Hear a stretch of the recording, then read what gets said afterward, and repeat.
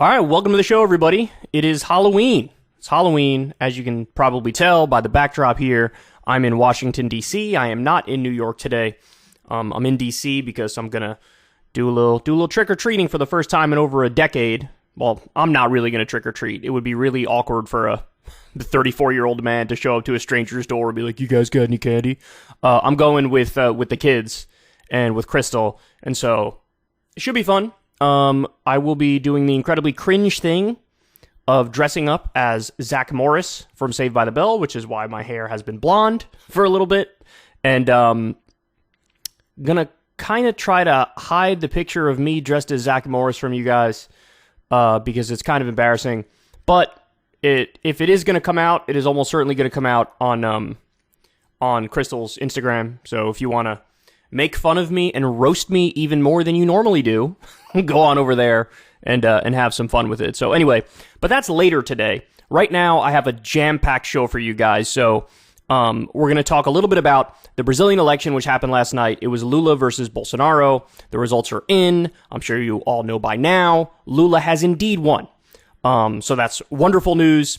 But I also have some news on John Fetterman for you. Fetterman, of course, did not do very well in the debate against Oz. He was having trouble communicating. But having said that, the results are now in, and the debate didn't help Oz as much as you would think.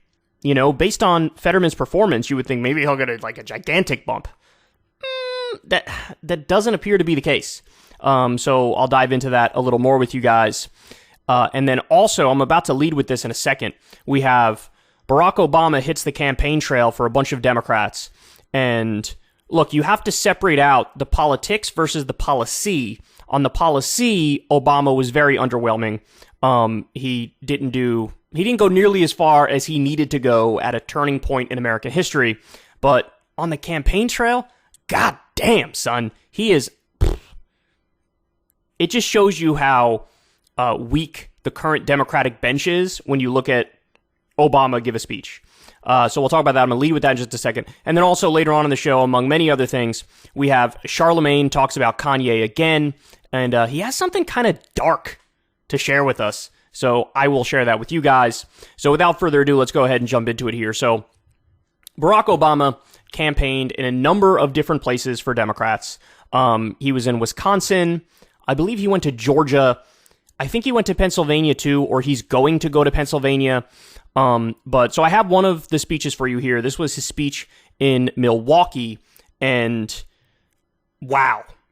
Now, when it comes to Obama, his record is underwhelming to say the least. We really had a turning point in American history in 2008 because of the subprime mortgage crisis and the Great Recession, and coming off of 8 years of George W. Bush and war crimes and torture. And he really had a mandate to be the next FDR. But instead of doing that, he was the next Bill Clinton. So policy is one thing, but in terms of politics and campaigning, honestly, man, I forgot how fucking good he is at this shit. So put aside all the thoughts on policy here for a minute, and let's watch some of this rally, and you'll see that when it comes to politics, the current Democratic bench is super duper weak. And Obama kind of proves that because he's on another level compared to all of these cheap clones of his that are running around. People like Beto O'Rourke, people like Mayor Pete. It's like they're doing a really shitty dollar store knockoff impression of Barack Obama. So anyway, let's do it. Anybody, these days, they can say anything. Nobody's fact-checking anything. But in your gut, you should have a sense, who cares about you? Who's going to fight for working people who are struggling to pay the bills? Listen, Gwen was talking about it. I heard it backstage. Inflation's a real problem right now. And by the way, it's not just here in America. It's worldwide. It's one of the legacies of the pandemic. It threw off supply and demand. You know, folks who were in the auto industry, for example, suddenly you couldn't get spare parts, but people wanted to buy cars, and there weren't enough cars, and inventories. All this stuff has created inflation. It's put pressure on prices. And then, on top of that, you've got a war in Ukraine. And that sends gas prices through the roof. And look, whatever the reasons, when gas prices go up, when grocery prices go up, that takes a bite out of people's paychecks. That hurts. But the question you should be asking is, who's actually going to do something about it?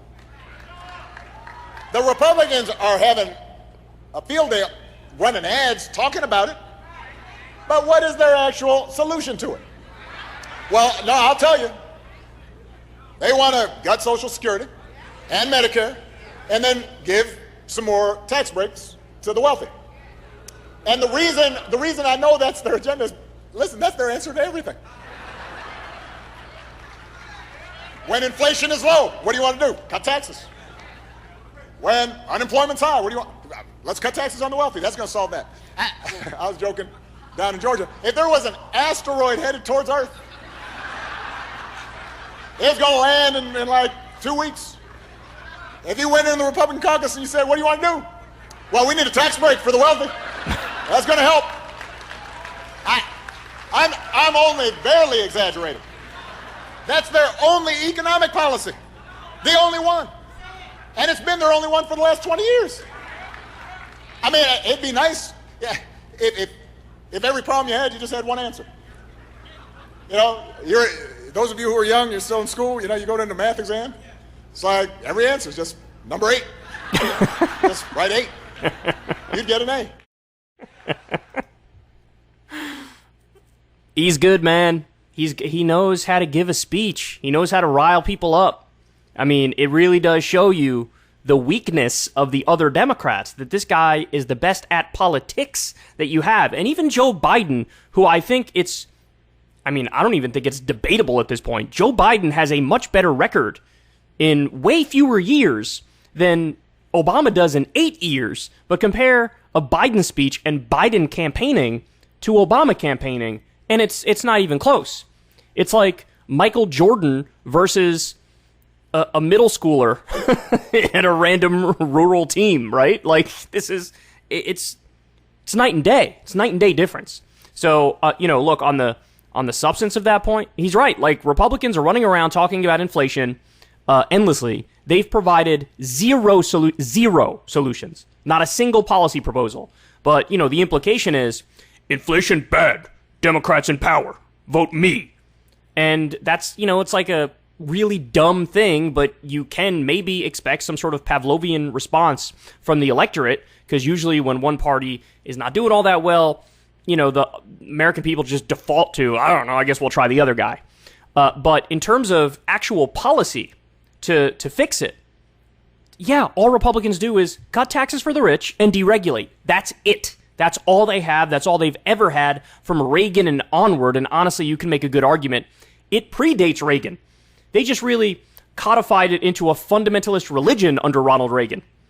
And, the Democratic response, now, thankfully, a lot of the candidates have been going around now talking about how, hey, corporate profits is the biggest culprit. Katie Porter did that great presentation in a financial committee hearing where she showed, look, it's anywhere from like 54% to 60% of inflation is just corporate price gouging. It's corporations taking advantage of the narrative that there is inflation to turn around and just jack prices up across the board. That's exactly what's going on. So now outside of that, the other culprit, yes, is the supply chain, because we had a pandemic, messed up the supply chain. Obama hints at that. But, notice Obama doesn't say anything about corporate profits, which maybe is a little hint of like, he's still old school neoliberal centrist Barack Obama. But really, and even Joe Biden has come out and said this recently, we're going to talk about it at another time, but Biden's now going directly after the oil companies. And that's something I love to see. But the real solution, guys, the real solution when it comes to inflation is a windfall profits tax. That's the answer. This is something that was done by Woodrow Wilson. It was done by FDR. It was done by Jimmy Carter and allowed under Ronald Reagan. When there's corporate price gouging, you get them to fall in line by doing a windfall profits tax. That's what you do. And unfortunately, nobody's really talking about that, although now at least the Democrats are pointing out the problem, which is corporate price gouging. The Republicans just say, inflation bad. Me fight inflation with non-existent policy. Me want to cut taxes on rich more. And actually, it goes a step further, too, because Rick Scott, the Republican senator from Florida, floated this as part of his agenda. He wants to raise taxes on the poorest 50% of Americans. He did that whole, tap dance of, You gotta have some skin in the game, bro. So the people who can least afford a tax hike in the entire country are the people who he's targeting and other Republicans want to target, as well as, and Obama pointed this out, correctly so, cutting Social Security and Medicare. And there's a little bit of irony in Obama saying this, because he, of course, tried to usher in what was called the Grand Bargain. The Grand Bargain is when Obama was negotiating with John Boehner and the Tea Party, and he said, look, I'll put some cuts to Medicare and Social Security on the table, but if and only if you guys give me increased taxes on corporations and the rich. So that was the grand bargain. Now, ultimately, it fell through because the Tea Party wanted even more cuts to Social Security and Medicare.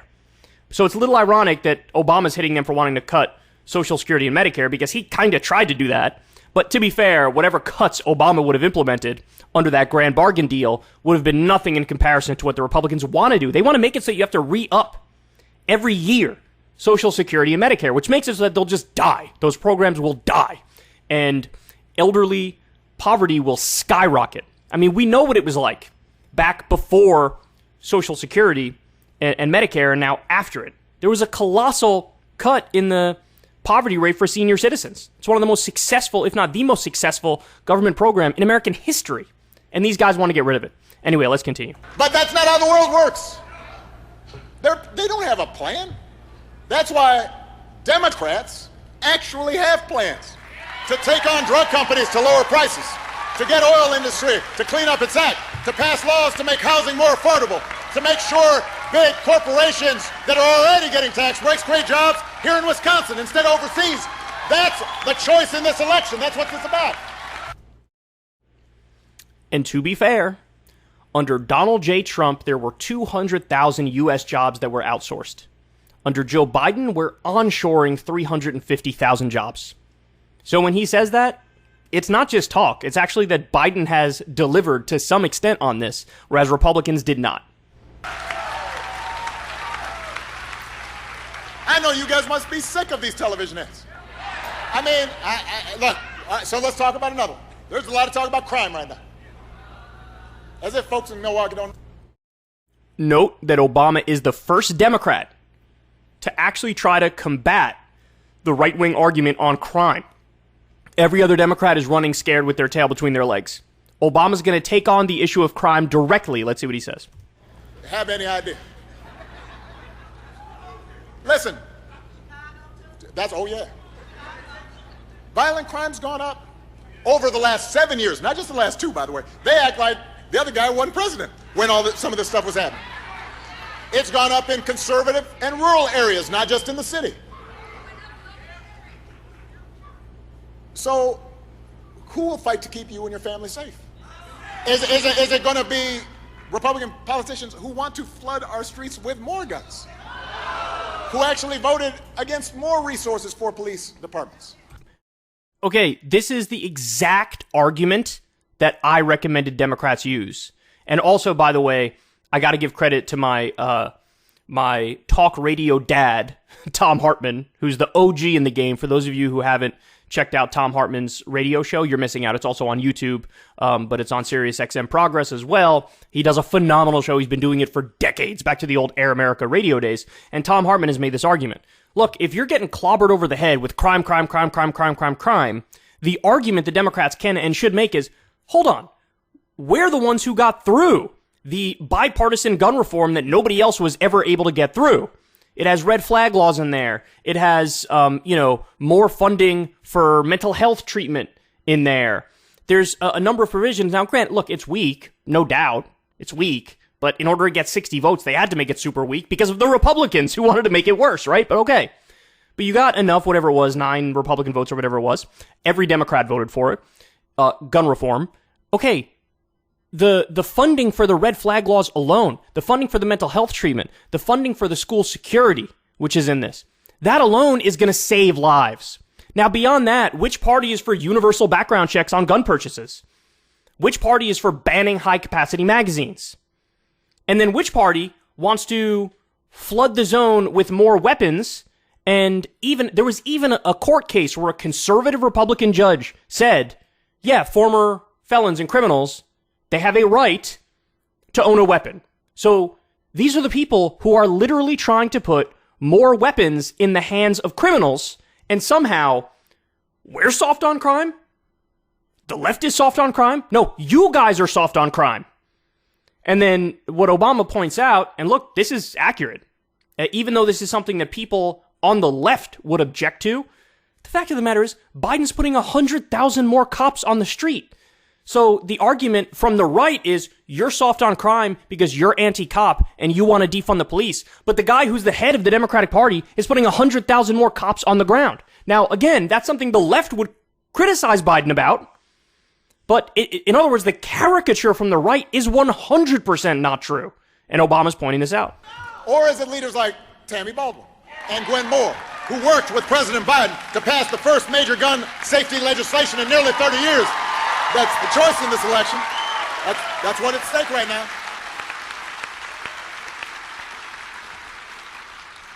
Who will fight for your freedoms? Is it Republican politicians and judges who think they should get to decide when you start a family, or how many children you should have, or who you marry, or who you love?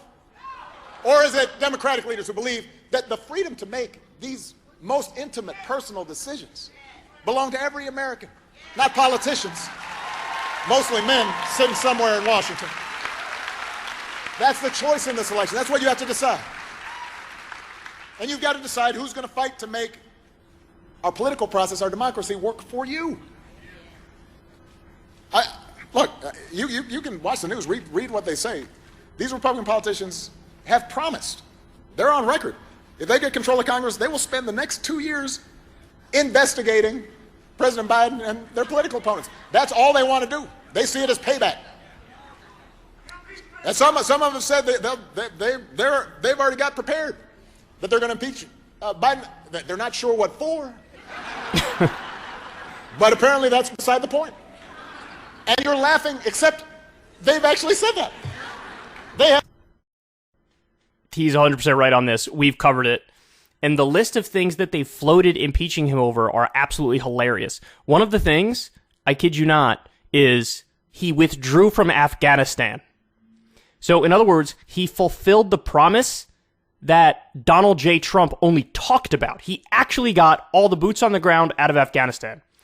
They want to impeach him over that, as opposed to, by the way, something which may genuinely be impeachable, which is he also is keeping billions of dollars that is Afghanistan's out of Afghanistan. So he basically stole billions of their own money, and as a result, there's famine, and people are starving, and the country is imploding. He did that to try to, stick it to the Taliban effectively, but really it's only Afghan civilians who are getting hurt. The Republicans, instead of looking at the real scandal, the real problem, they're like, it's impeachable that you just withdrew from the war. So what's the precedent that you set if you try to impeach Biden over that? Pulling out of a war is unconstitutional. Pulling out of a war, if you're the commander-in-chief, is not allowed? Is that the argument? Apparently that is the argument.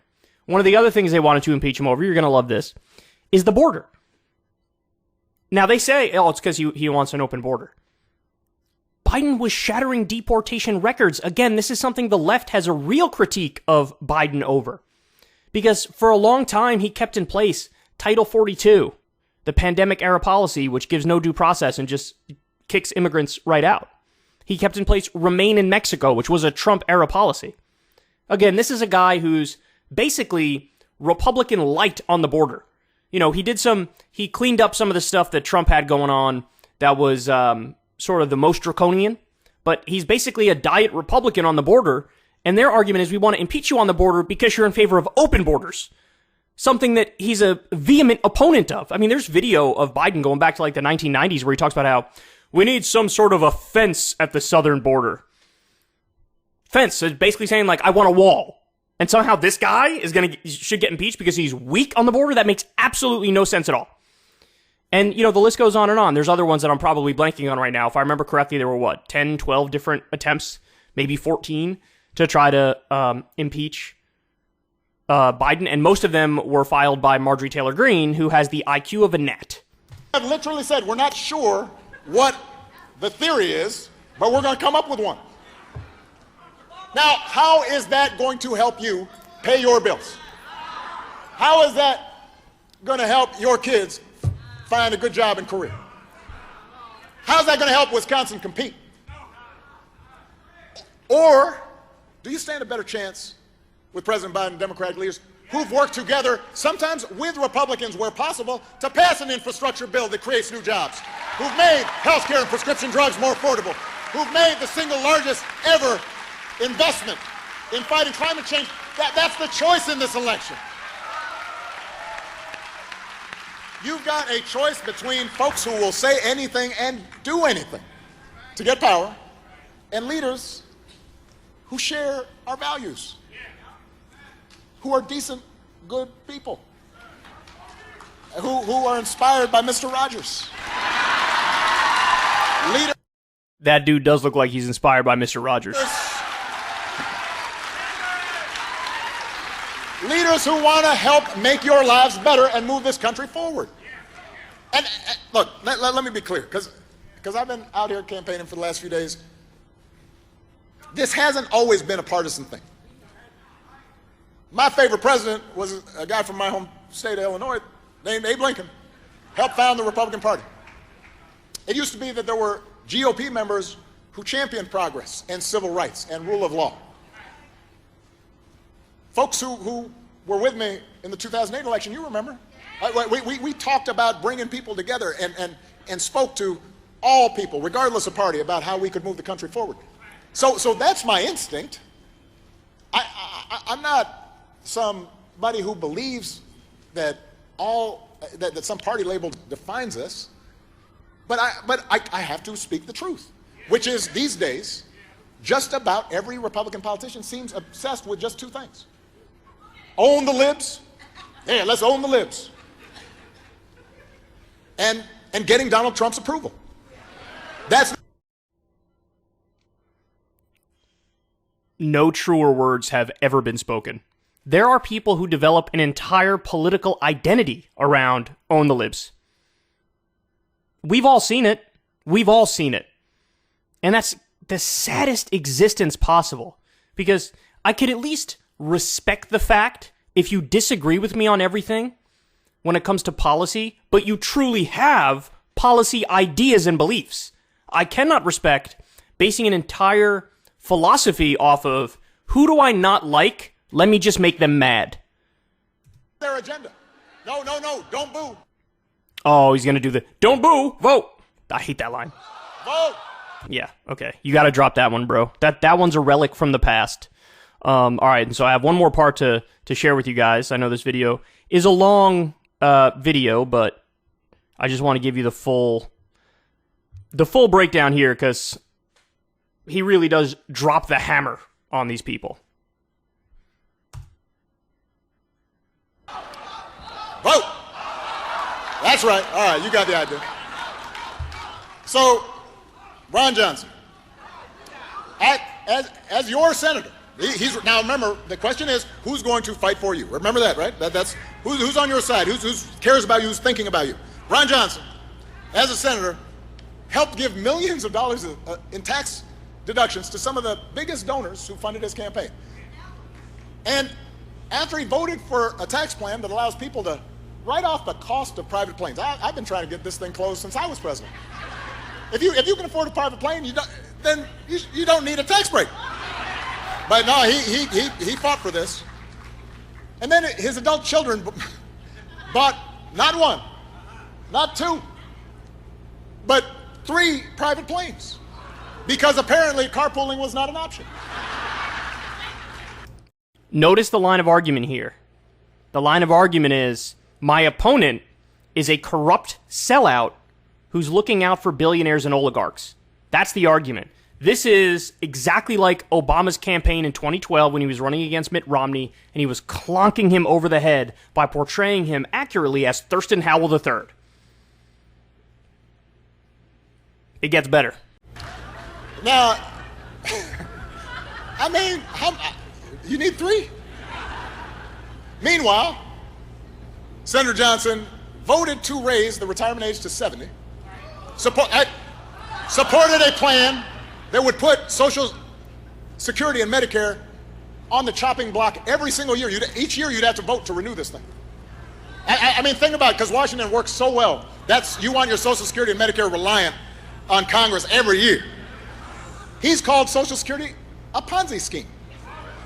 said that it's candy that the left is giving away. The point is, some of you here are on Social Security. Some of your parents are on Social Security. Some of your grandparents are on Social Security. You know why they have Social Security? Because they worked for it. They worked hard jobs for it. They had chapped hands for it. They had long hours and sore backs and bad knees to get that Social Security. And if Ron Johnson does not understand that, if he understands giving tax breaks for private planes more than he understands making sure that seniors who've worked all their lives are able to retire with dignity and respect, he's not the person who's thinking about you and knows you and sees you, and he should not be your senator from Wisconsin. God damn, son. Look.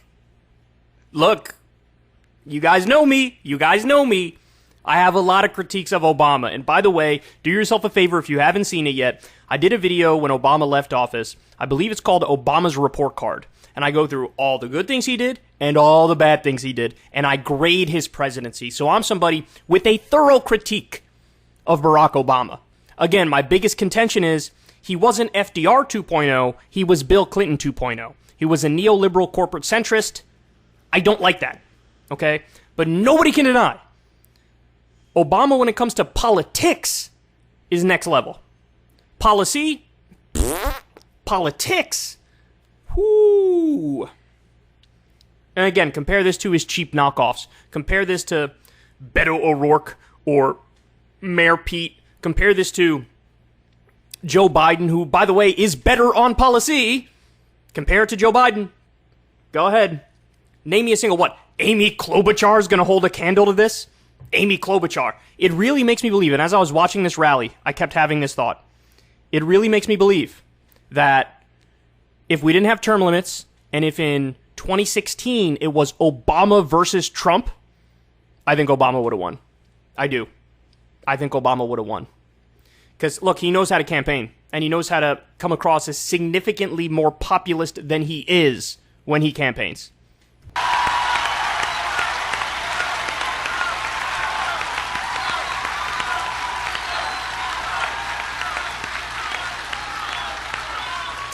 I mean, the message he's sending is pretty clear. If you're related to him, if you donate to his campaign, you get a deal. If you're not, you're out of luck and you're on your own. So when you see ads implying that Mandela is somehow dangerous or different, ask yourself, who knows more about your life? This millionaire whose top priority seems to be looking out for his rich friends, or a guy from a working class family who understands what Wisconsinites are going through each and every day and wants to make your lives better, whose dad knows what it's like to work hard with his hands, whose mom knows what it's like to work hard as a teacher. Don't fall for it, Wisconsin. You deserve better. You deserve a senator like Mandela Barnes.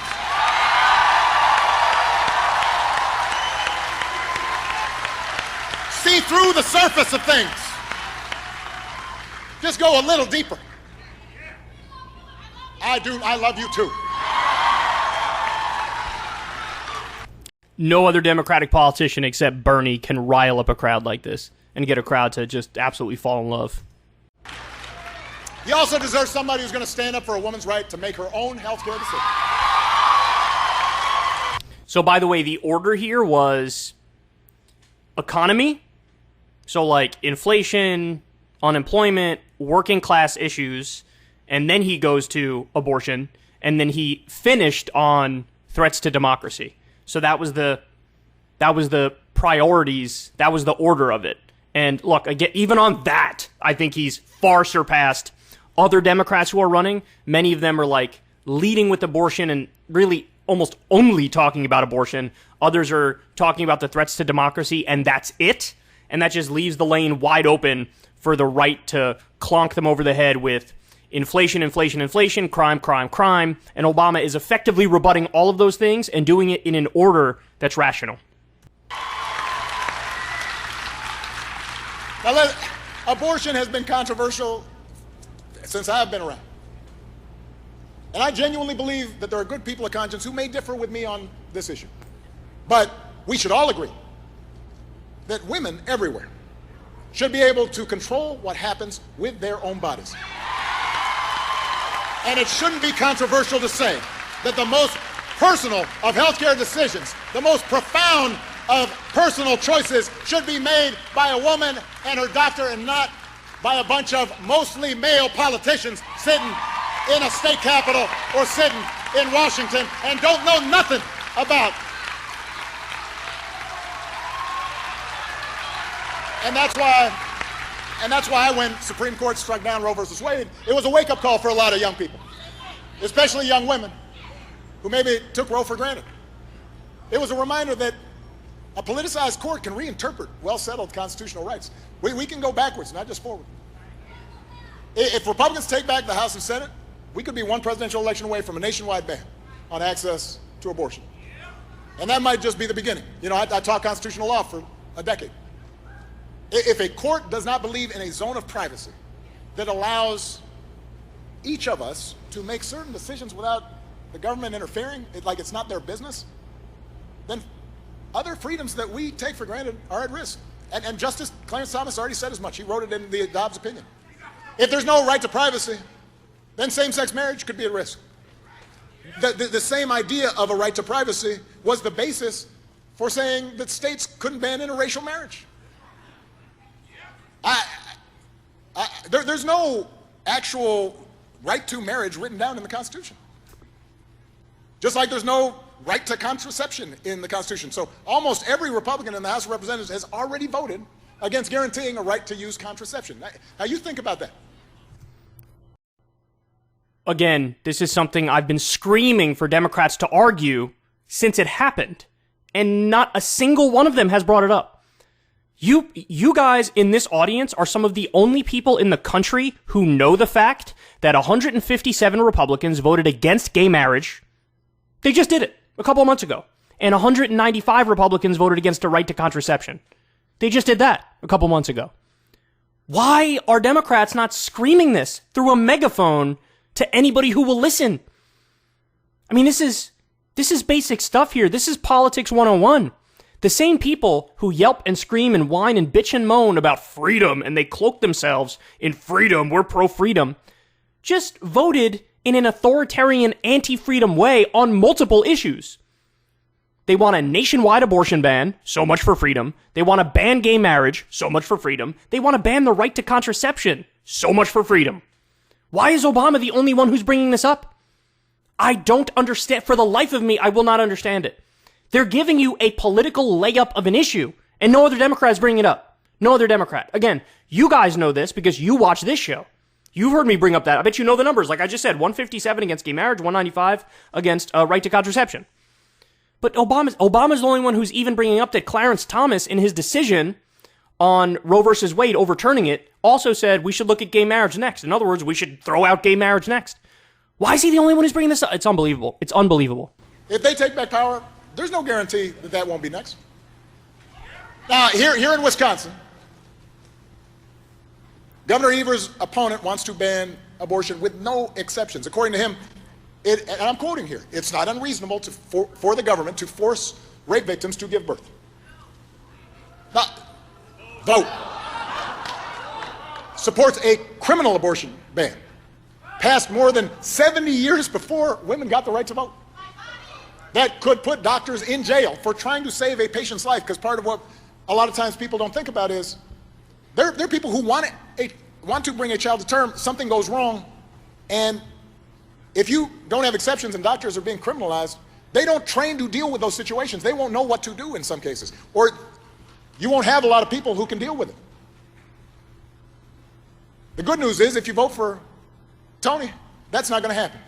2 days after the Supreme Court heard arguments in the case that would overturn Roe versus Wade, he vetoed 5 Republican bills that would have eliminated or limited access to abortion.